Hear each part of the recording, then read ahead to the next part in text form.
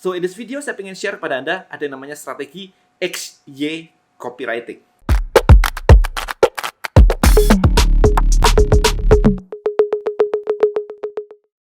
Alright guys, di video kali ini saya ingin kasih Anda sebuah trik yang cukup advance untuk membuat sebuah copywriting. Ya, copywriting bisa digunakan dimanapun ya. Anda mau tulis di post, di Instagram post, di YouTube, di Facebook misalnya, terserah. Copywriting ya, bagaimana kita menulis sebuah copy gitu. Nah, ada sebuah strategi atau trik yang tidak banyak orang yang tahu. So, this is a secret advanced tips. Oke, so gini, caranya begini. Tujuan dari copywriting itu apa sih sebenarnya?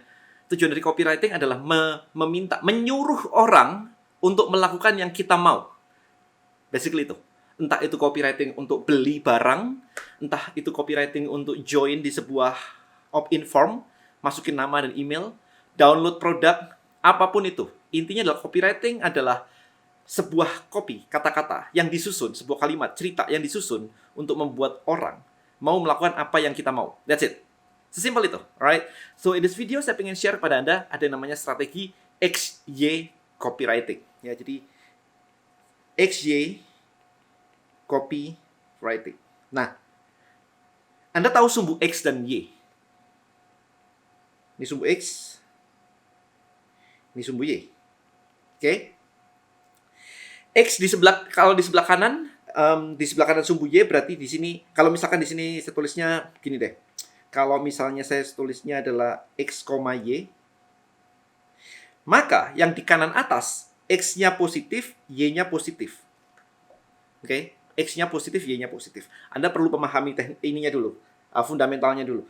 Kalau yang di bawah, kiri bawah berarti minus. X-nya minus, Y-nya minus. Kalau yang di kiri atas berarti apa?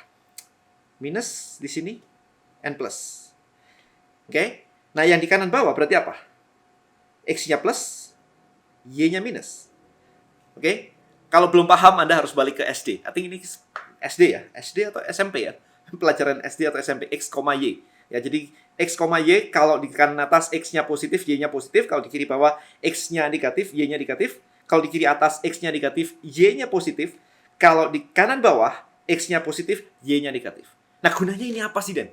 Alright, so kebanyakan orang bingung untuk menulis copywriting mau dari angle apa, mau dari sudut pandang apa. Kebanyakan kita akan menulis seperti ini. Ini dalam penerapannya ke copywriting ya. X, Y adalah, kalau X itu adalah join produk Anda, ini offer Anda, misalkan di sini saya tulisnya offer. Maka Y-nya di sini adalah benefit.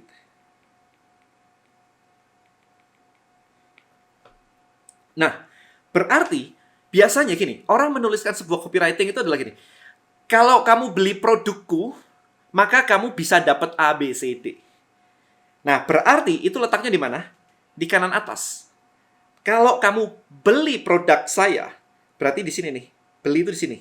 Buy. Positif kan? Dia mengambil action kan? Buy. Maka kamu bisa mendapatkan benefit di sini. Ini benefit. Tapi kalau kamu tidak beli produk saya, di sini nih. Ini tidak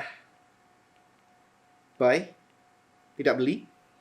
Maka kamu akan rugi. Karena kamu nggak bisa ini, nggak bisa itu, nggak bisa A, B, C, D. Kamu nggak bisa dapetin passive income, kamu nggak bisa dapetin ini, kamu akan ini. It's a negative things, ya. Kamu tidak akan dapat ini. Jadi ini kerugian. Nah, sebenarnya very simple. Tujuan dari copywriting adalah mengubah orang yang di sini menjadi sini. Ya kan? This is copywriting sebenarnya.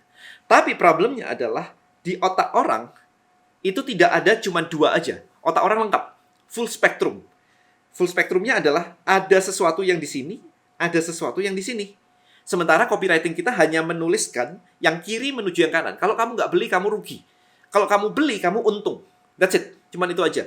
Nah, gimana caranya yang sumbu yang sebelah kiri ini, yang merah ini gimana caranya? Mikirnya gimana? Nah, ini ada di kepala orang. Misalkan ya, contoh kita ngomong MLM deh. Kita ngomong MLM. Yang sering negosiasi kan MLM tuh. Kalau kamu tidak beli, kamu akan bekerja seumur hidup, nggak bisa dapetin passive income dan sebagainya, ada kerugiannya. Kalau kamu beli dan menjalankan MLM ini, kamu bisa mendapatkan income, kamu bisa mendapatkan passive income karena jaringanmu akan berkembang. So that's the average, MLM strategi untuk copywriting. Nah, sekarang tapi di pikiran market, di pikiran prospek, ada yang kiri, ada yang kiri atas dan kanan bawah. Ini mikirnya gimana? Berarti mikirnya di sini, kalau ini tidak buy, ini tidak buy, apa benefitnya? Pasti ada dong. Kalau tidak ada yang di sini, semua orang udah buy. Tapi kalau nggak beli, apa benefitnya? Maybe saya save money. Kalau beli, aduh, nggak save money. Oke? Maybe saya punya waktu lebih santai, nggak harus ngejarin orang-orang dan sebagainya. Santai, enak, relax, nggak usah ngejarin orang-orang. Itu udah dipikirin orang, men. Ya kan? Kalau nggak beli, apa benefitnya? Ini mesti di craft dalam sebuah copywriting. Saya nggak ngajarin copywritingnya dalam bentuk kata-katanya seperti apa. Saya mengajarkan di video ini adalah spektrumnya. Apa? XY-nya, sumbu XY-nya seperti apa. Ya, jadi kalau nggak beli, pasti ada benefitnya. Saya nggak keluar duit lah. Saya nggak harus ini itu gitu kan. Nah, sekarang. Di sini, yang di kanan bawah. Berarti kalau di sini kan berarti di sini buy nih. Kalau saya beli, apa kerugiannya? Tidak ada waktu santai. Tidak santai. Ini kita cerita misalkan MLM gitu kan. Malu. Ditolak-tolak orang. Ditolak-tolak orang, prospek harus ditolak-tolak. Kerugiannya apa lagi? Capek. Jadi kalau kita hanya berjualan and hanya fokus ke sini saja, ke yang di sini sama yang di sini, yang di A dan di B, maka Anda lupa bahwa orang tuh mikirnya ada di C, ada di D. Nah, sekarang kalau Anda sudah bisa tahu seperti ini, maka Anda perlu menghandle yang di kiri atas dan di kanan bawah. Jadi kalau misalkan santai, ya santai tapi gimana toh? Anda harus bisa menghandle objection-nya. Kalau yang di sini, kalau join, kerugiannya apa? Malu, ditolak-tolak. Gimana cara menghandle orang yang malu kalau ditolak-tolak? Oke, dijauhin keluarga dan tiap kali aku ngontak temen atau keluarga, dibilang, lu mau nawarin ya? Kayak gitu. Sama ya, ini semua hal ya. Ini nggak hanya MLM, teman-teman. Nggak hanya insurance, tapi juga jualan barang biasa. Emang kalau beli produkmu, kalau beli skincare-mu, apa kerugiannya? Jerawatan, tidak cocok. Sama, ada gitu. Ini bukan cuma MLM. Jadi, supaya Anda nggak berasumsi bahwa ini cuma MLM. No. Ini saya menggambarkan tadi cuma sebagai contoh. Right? So, kalau sudah beli, terus apa kerugiannya nggak cocok? Ya, bisa jerawatan, bisa merah-merah, bisa rashes, bisa kulitnya alergi, dan sebagainya. Kalau nggak beli, apa benefitnya? Ya, aman, gitu kan, aman. Loh, tapi kalau nggak beli kan nggak bisa empuk, nggak bisa kinclong, nggak bisa glowing kayak Denny Santoso begini. Well, yes, itu kita ngomong di nomor B. Kita ngomong di kolom nomor B.